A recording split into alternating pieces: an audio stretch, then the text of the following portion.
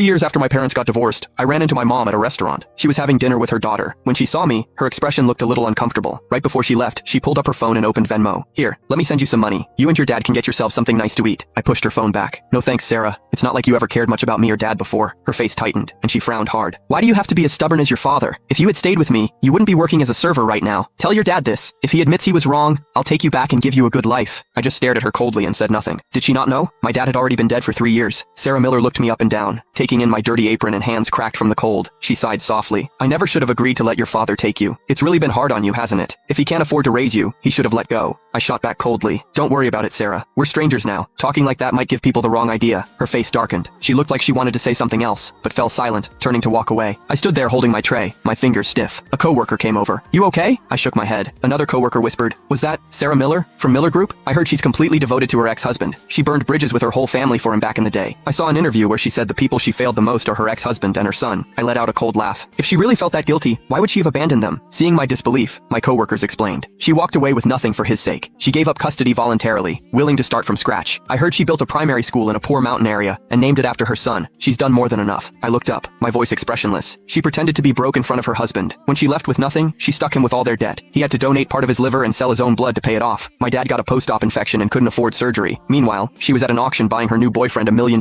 watch. She wouldn't even pay for my dad's medical bills. And to protect some guy she was seeing, she hit me so hard she damaged my ear. I can't play the piano anymore because of her. Everyone went quiet. My coworker's eyes went wide.